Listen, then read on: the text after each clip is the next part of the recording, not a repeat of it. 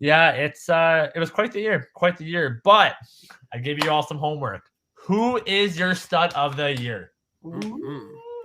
Oh yeah. Oh yeah. Woo!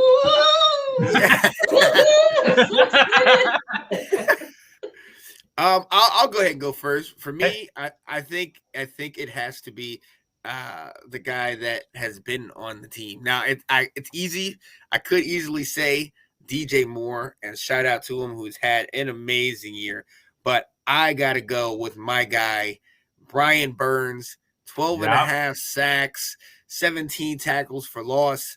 I mean, this guy was our defense for a long period of time. Like he is truly one of the biggest forces on this team.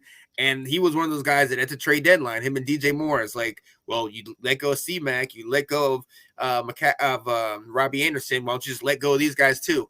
But I love that we kept them because those are foundational pieces, one on defense, one on offense. So if I can give it to two, I would. But in the fairness of the segment, I'm going Brian Burns, man, because he has been a force on defense all year long.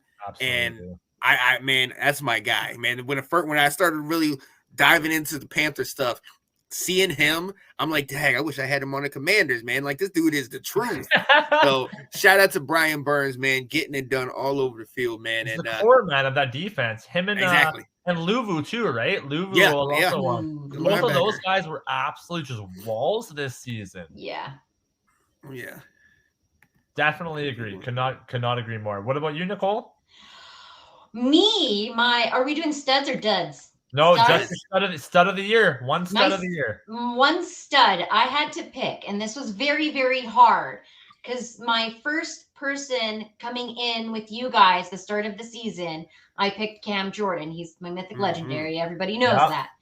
But I went left side field, and I Uh-huh. went with Rashid Shaheed.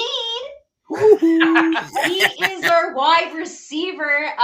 He is he was an undrafted free agent. I couldn't believe it. But what he's done with our season has been insane. He's got um, I saw him up on the TV. They put him up on the TV, and they said Wow, he's TV famous. third Yes. most in the NFL, minimum 20 rec. So Receptions? Yeah. Oh, wow. Okay. Yeah. That's what it said. But yeah, he has 28 receptions. He got 2 touchdowns, but the amount of time that he's been with us has only been like just this year. So Yeah. he broke out, I think like it was week 6. Yeah, it was week 6. And luckily, the returner Detante Harty, he was our punt returner, and he ended up getting injured. So they pulled him out of practice squad. And man, he took it and ran with it. He's Let's like, go. don't forget my name. I'm not no practice squad person no more. So Yeah, no, he's a very good gap wide receiver, especially with Michael Thomas being injured and stuff like that. I think it might be time to kick tires on Michael Thomas. I don't know what your thoughts are about that, but Nicole, your wide receiver core, honestly, they're not looking too bad. Maybe a piece off, and that's pretty much about it, which you could definitely get in free agency or as a trade. oh yeah, him and Olave, it's great. I mean, I do really like those wide receivers for us. It's just we need a quarterback to pass them to. Yeah, no kidding. Absolutely. So Johnny didn't touch on this earlier about the running game with the Falcons. Yeah. Absolutely, without a question, the stud of the year for me is going to be Tyler Algier. The 5th round draft pick from BYU. He had 1,035 yards in his rookie season, 3 touchdowns. But the reason why I'm giving this guy the stud of the year is, man, like the guy's just looking like an absolute force. Nobody would have picked him at all to put up the points that he put up this year. And in very crucial moments, he gave us some pretty important first downs, kept us in a lot of games. And it's definitely the conversation now. Is he our a 1A or a 1B running back? So I think that's pretty awesome to hear. Yeah. It's awesome to see too, because going into this year, like we had a very, very poor running game. We couldn't do anything. And actually the Falcons haven't really been able to do much after Devontae Freeman pretty much left, right? So, it really sucked with who was that guy from the Rams, the running back? Todd Gurley. Yeah. Todd Gurley, even when we drafted him, thinking that we were going to improve our running game, and he just ended up flopping. So it's nice to see that we have a running game, but it's kind of a flip of a coin where it's either good or bad now because we have a running game, but our passing game is lackluster when it's been good for so long, right? So yeah, like absolutely took over Patterson's workload and never give it back. 100%. And even if we have Patterson for another year, I'm taking away from the running game. I'm not even going to worry about it. We have a mobile quarterback right now. Algier's that guy, man. Yeah, absolutely. So it's just a matter of filling in other holes now. But our offense is looking a little bit better. But and shout out to him in my so I was late in my fantasy championship. Oh yeah, I needed a running back, and I picked him up just for that 1 week, and he almost got me the W. He gave me a touchdown, 100 yards, 14 points. He was doing great. Amon-Ra didn't do it, but still, shout out to Algier, man. That's unreal, man. No, that's awesome for sure. Now on the flip side, the dud of the year. I guess since I left it off, I'll start it off. Without a question, it's Marcus Mariota, and it's for one simple reason. You're getting paid more than a majority of people in the world to play the sport that you love, right? I understand that you didn't really get the attention that you wanted, and you wanted a second chance at a starting gig. But for the fact that you weren't willing to do what's best for the team, and you just walked out and just called it quits for a season without even finishing the season, without a doubt, you're dud of the year. And to be honest, I don't want to be hateful or spiteful to anybody, but I hope no team signs you after that. That's brutal. Not even the CFL. No, absolutely. Like, it's, don't get me wrong. We all go and we all talk BS to each other and stuff like that. But you know what? It's one of those situations where if you're going to give it out, that you better be able to take it. And, for Marcus Mariota, for him to have that poor of like just an attitude, like you're not meant for the NFL. Maybe go to the CFL, which we don't even want you there, but go somewhere, man. You're done. So What's up, Andrew? Hi, guys. Hey, buddy. Hi. Oh. I'm so honored to be here as your representative from the playoffs and the NFC South, the under 500 Tampa Bay Buccaneers. Yeah. What was it? Daniel Bryan? Was he? Yes. But Boobs, just to backtrack a bit, give me your stud of the year and then give me your dud of the year on the Bucs.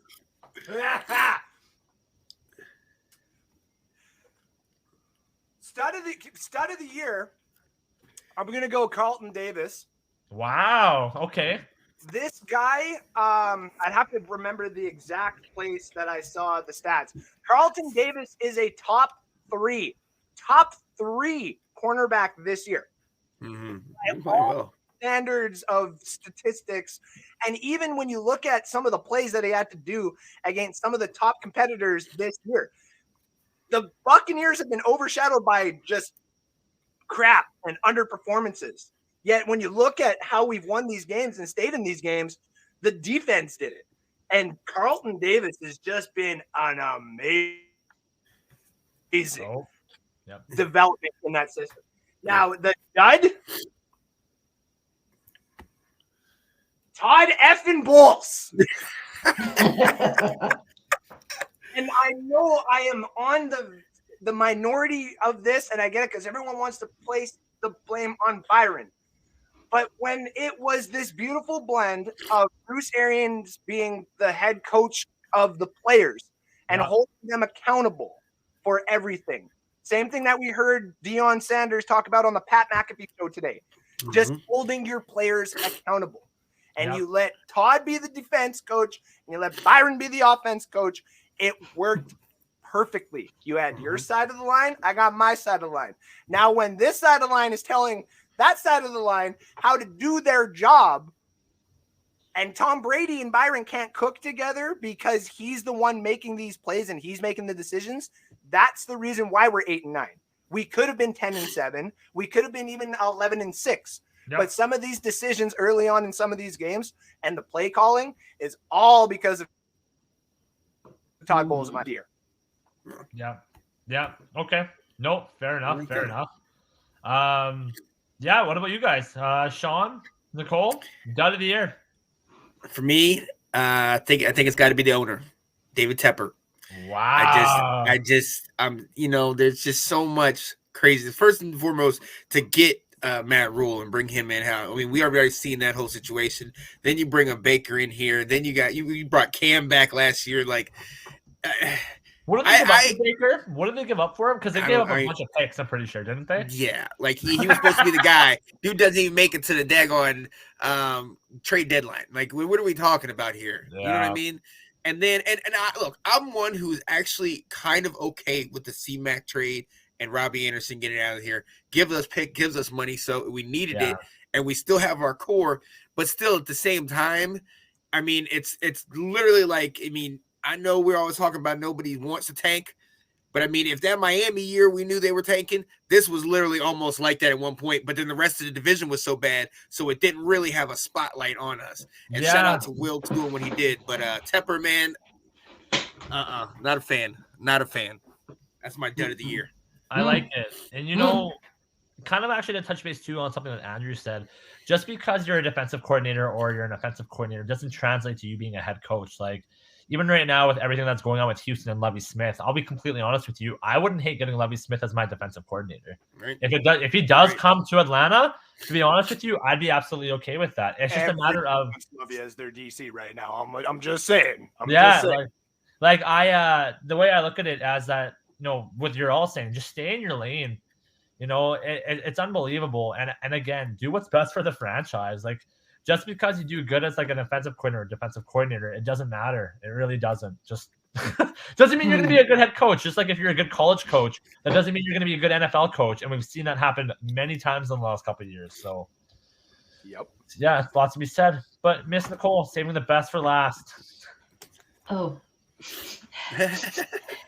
Do you smell something stinky? More like a turf toe?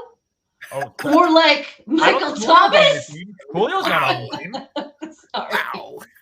Yes, my dud of the year is Michael Thomas. Wow. I mean, I get it. You can't really do much with injuries, and I don't blame the guy, but he missed out the whole entire 18 weeks. He only was there for the first 3. So, I mean, but when he was playing, and I'm just saying, for the amount of money we paid him for, he only had against the Falcons 57 yards. Then Buccaneers, he had 65, and then Panthers was 49. So even when he was playing, Is that his whole year? Is that it? Yeah. Wow, less than 200 yards.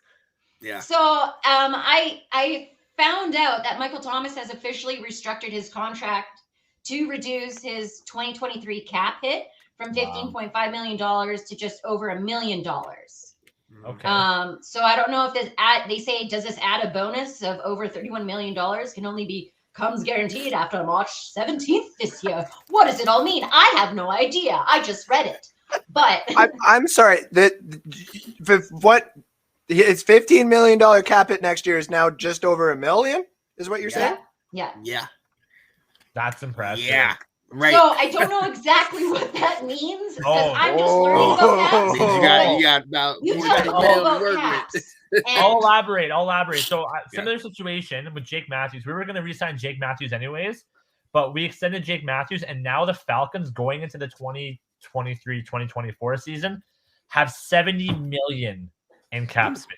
It's a ridiculous amount. So we gained some from this guy. Yes, that's exactly it. Okay, good. Yeah. But then we should just get him to the Cowboys or somewhere. No. Basically, what he's probably saying is, if you're doing everything in your power to bring a quarterback here, I will do everything in my power to assist in that. So here's $14 million in available cap space off of the $70 million, if I'm not mistaken, because I think we all kind of know that the Saints are one of those teams that have that cap issue. Right. Yeah, but it does give flexibility in that if you are going for a quarterback or if there's just something that you are trading for. And I don't think it's like the D-Hop or anything like that. Like, you have enough wide receivers, but it might be something else you're looking to trade for. And it's just, to me, like as McCarthy. other Oh, wow. teams in your division. I don't like it because that just means your whole little squad of team is staying together for longer, and I do not like that. Yeah, it's going to be interesting to say the least. But Thanks for watching. If you like that clip, be sure to check out the other great content from the Let's Talk Football community. And as always, please like, subscribe, and hit that notification bell so you'll be notified when more great content like this becomes available.